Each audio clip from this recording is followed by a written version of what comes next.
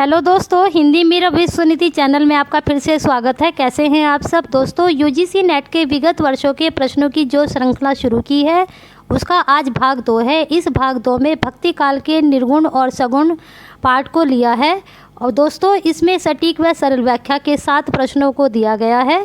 दोस्तों अगर आपने चैनल को सब्सक्राइब नहीं किया है तो सबसे पहले चैनल को सब्सक्राइब कर यूट्यूब के बेल आइकन को क्लिक कर दीजिए। तो चलिए दोस्तों शुरू करते हैं विगत वर्षों के प्रश्नों को जो हमने भक्ति काल के निर्गुण काव्य से लिए हैं। पहला प्रश्न है दिसंबर 2018 से भक्ति के आंदोलन की जो लहर दक्षिण से आई उसी ने उत्तर भारत की परिस्थिति के अनुरूप हिंदू मुसलमान दोनों के लिए एक सामान्य भक्ति मार्ग की भी भावना कुछ लोगों में जगाई। उक्त कथन किसका है? तो इसका बी ऑप्शन सही है, रामचंद्र शुक्ल। फिर अगला प्रश्न भी जुलाई 2018 से है। कबीर के निर्गुण पंथ का आधार भारतीय वेदांत और सूफियों का प्रेम तत्व है। यह विचार किसका है? इसका ऑप्शन सी सही है। यह विचार हजारी प्रसाद द्विवेदी का है। फिर अगला प्रश्न नवंबर 2017 से लिए हैं। जायसी के श्रृंगार में मानसिक पक्ष प्रधान है, शारीरिक गुण है। यह कथन किस आलोचक का है? तो इसका ए ऑप्शन सही है। यह कथन रामचंद्र शुक्ल जी का है। फिर अगला प्रश्न है भक्ति कथन इनमें कोई संदेह नहीं कि कबीर को राम नाम रामानंद जी से ही प्राप्त हुआ, पर आगे चलकर कबीर के राग राम रामानंद के राम से भिन्न हो गए। यह कथन किसका है? तो यह उसमें ऑप्शन बी सही है। यह कथन भी रामचंद्र शुक्ल जी का ही है। फिर अगला प्रश्न है जन्म काल की दृष्टि से निम्नलिखित कवियों का सही अनुक्रम है। तो इसका बी ऑप्शन सही है, कबीर, नानक, दादू, सुंदरदास। फिर अगला प्रश्न है रचना काल की दृष्टि से निम्नलिखित काव्य कृतियों का सही अनुक्रम है। तो इसका ऑप्शन सी सही है, रूपावती, हंस जवाहिर, अनुराग बांसुरी, यूसुफ जुलेखा। फिर अगला प्रश्न जनवरी 2017 से है। आचार्य रामचंद्र शुक्ल के अनुसार कबीर ने अपनी साखियों में सदुकड़ी भाषा का प्रयोग किया है। सदुकड़ी से उनका अभिप्राय है। तो इसका ऑप्शन सी सही है, राजस्थानी पंजाबी मिश्रित खड़ी बोली मिलकर सदुकड़ी बनी है। फिर अगला प्रश्न है सुजान कुमार किस सूफी प्रेम आख्यान का नायक है? तो इसका ऑप्शन बी सही है, चित्रावली का नायक है। फिर अगला प्रश्न है हुजवेरी के अनुसार फना का अर्थ है। तो इसका ऑप्शन सी सही है, किसी वस्तु की अपूर्णता का ज्ञान और उसे पाने की इच्छा से विरत होना फना का अर्थ होता है। फिर अगला प्रश्न है भक्तिमाल में दिए गए रामानंद के प्रथम 4 शिष्यों का सही अनुक्रम है। तो इसका ऑप्शन ए सही है, सुखानंद, नरहरियानंद, अनंतानंद और सुरसुरानंद। फिर अगला प्रश्न है आचार्य हजारी प्रसाद द्विवेदी के अनुसार निम्नलिखित संप्रदाय का सही अनुक्रम है। तो इसका ऑप्शन सी सही है, श्री संप्रदाय, ब्रह्म संप्रदाय, रुद्र संप्रदाय, सनकादि संप्रदाय। फिर अगला प्रश्न जुलाई 2016 से है। द्वैतवाद के प्रणेता हैं। इसका ए ऑप्शन सही है, माधवाचार्य। फिर अगला प्रश्न है जायसी ने अपनी किस काव्य कृति में कयामत का वर्णन किया है? तो इसका ऑप्शन सी सही है, आखिरी कलाम में उन्होंने कयामत का वर्णन किया है। फिर अगला प्रश्न है विशिष्टाद्वैत के प्रस्तोता आचार्य हैं। तो इसका ऑप्शन ए सही है, रामानुजाचार्य इसके प्रस्तोता आचार्य हैं। फिर अगला प्रश्न है गौड़ीय संप्रदाय के संस्थापक हैं। तो इसका ऑप्शन डी सही है, चैतन्य महाप्रभु गौड़ीय संप्रदाय के संस्थापक हैं। फिर अगला प्रश्न है हित 84 के रचयिता हैं। इसका ऑप्शन बी सही है, हित हरिवंश हित 84 के रचयिता हैं। फिर अगला प्रश्न है कुंडलिनी के उद्भुत होने पर जो स्पष्ट होता है उसे क्या कहते हैं? इसका ऑप्शन ए सही है, नाद। फिर अगला प्रश्न है रोस्तुल हकायक के रचयिता हैं। इसका ऑप्शन सी सही है, नूर मोहम्मद। नूर मोहम्मद रोस्तुल हकायक के रचयिता हैं। फिर अगला प्रश्न है यह सूचित करने की आवश्यकता नहीं है कि न तो सूर का अवधि पर अधिकार था और न जायसी का ब्रज भाषा पर। यह कथन किसका है? इसका ऑप्शन सी सही है, रामचंद्र शुक्ल जी का है। फिर अगला प्रश्न है, धर्म का प्रवाह कर्म, ज्ञान और भक्ति इन तीनों धाराओं में चलता है। इन तीनों के सामंजस्य से धर्म अपनी पूर्ण सजीव दशा में रहता है।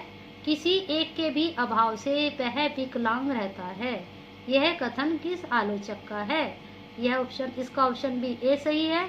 यह कथन भी रामचंद्र शुक्ल जी का है। फिर अगला प्रश्न दिसंबर 2015 से है, जो नर दुख में दुख नहीं माने, सुख स्नेह अरु भय नहीं जाके कंचन माटी जाने। इन काव्य पंक्तियों के रचनाकार हैं। इसका ऑप्शन बी सही है। गुरु नानक इन पंक्तियों के रचनाकार हैं। फिर अगला प्रश्न है, संत मत के अलावा शब्द का प्रचलन और किस पंथ में हुआ था? इसका ऑप्शन सी सही है। नाथ पंथ में भी इस शब्द का प्रचलन हुआ था। फिर अगला प्रश्न जून 2015 से है, जायसी पहले कवि हैं, सूफी बाद में, किसका कथन है? तो इसका ऑप्शन सी सही है। विजय देव नारायण शाही का कथन है। फिर अगला प्रश्न है, सूर समाना चंद में दहु किया घर एक, यह काव्य पंक्ति किसकी है? तो इसका ऑप्शन बी सही है। कबीरदास जी की पंक्तियां हैं। फिर अगला प्रश्न, हिंदू मग पर पावना राखियो का बहुते जो हिंदी भाखियो, ये काव्य पंक्तियां किस बोली में है? तो इसका ऑप्शन सी सही है, अवधी। ये पंक्तियां अवधी बोली में हैं। फिर अगला प्रश्न है, जन्म काल के अनुसार निम्नलिखित कवियों का सही क्रम है? तो इसका ऑप्शन सी सही है। कबीरदास, गुरु नानक, दादू दयाल, मलुकदास। फिर हमने अगले प्रश्न दिसंबर 2014 से लिए हैं। इसका पहला प्रश्न है, मुसलमान अनुयायी कबीरदास को किनका शिष्य मानते हैं? इसका ऑप्शन ए सही है, शेख तकी का। फिर अगला प्रश्न है, जन्म काल के अनुसार कवियों का सही अनुक्रम है? इसका ऑप्शन सी सही है। गुरु नानक, दादू दयाल, मलुकदास, सुंदरदास। फिर आगे के प्रश्न जून 2014 से हैं। इसका पहला प्रश्न है, राधा वल्लभी संप्रदाय के आचार्य हैं? तो इसका ऑप्शन बी सही है। गोस्वामी हित हरिवंश राधा वल्लभी संप्रदाय के आचार्य हैं। फिर अगला प्रश्न है, मलिक मोहम्मद जायसी की रचना नहीं है?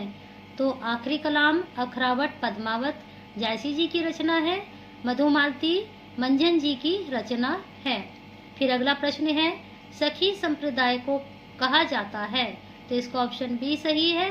हरिदास संप्रदाय सखी संप्रदाय कहा जाता है। दोस्तों, अब आगे के प्रश्न हमने भक्ति काल के सगुण काव्य से लिए हैं। दोस्तों, इसमें सबसे पहले हमने नवंबर 2017 से लिए हैं प्रश्न। पहला प्रश्न है, सूरदास की मृत्यु के बाद किसने कहा था, पुष्टि मार्ग का जहाज जात है, सो जाको कछु लेना हो सो लेऊ? तो इसका ऑप्शन डी सही है, विठल नाथ जी ने कहा था। फिर अगला प्रश्न है, सुर सागर में जगह जगह दृष्टकूट वाले पद मिलते हैं, यह भी विद्यापति का ही अनुकरण है। सूरदास से संबंधित उक्त विचार किस आलोचक का है? तो इसका ऑप्शन सी सही है। यह विचार रामचंद्र शुक्ल जी का है। फिर अगला प्रश्न है, विठल नाथ ने वल्लभ संप्रदाय में किस प्रकार की पूजा पद्धति का समावेश किया? तो इसका ऑप्शन बी सही है, युगलो उपासना का समावेश किया।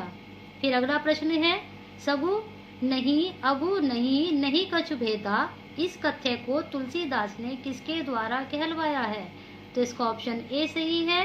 यह कथन उन्होंने शिव के द्वारा कहलवाया है।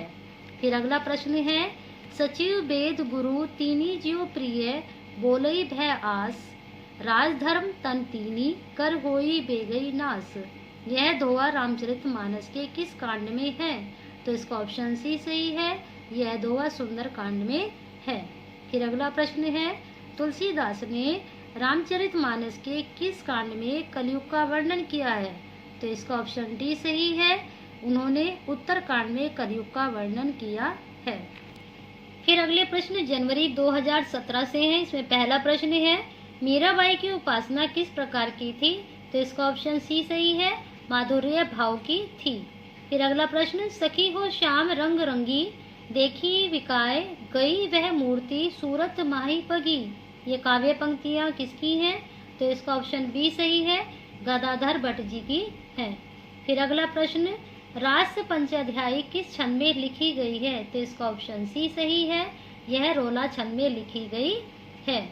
फिर अगला प्रश्न, सूर सागर के पदों का भावानुसरण करते हुए किस कवि ने कृष्ण के जीवन का चित्रण किया है? तो इसका ऑप्शन बी सही है, रामचरण दास जी ने चित्रण किया है। फिर अगला प्रश्न है, अच्युत चरण तरंगिनी शिव सिर मालती माल, हरि न बनायो सुरसरी कीजो ईदव भाल, इस दोहे के रचनाकार का नाम है?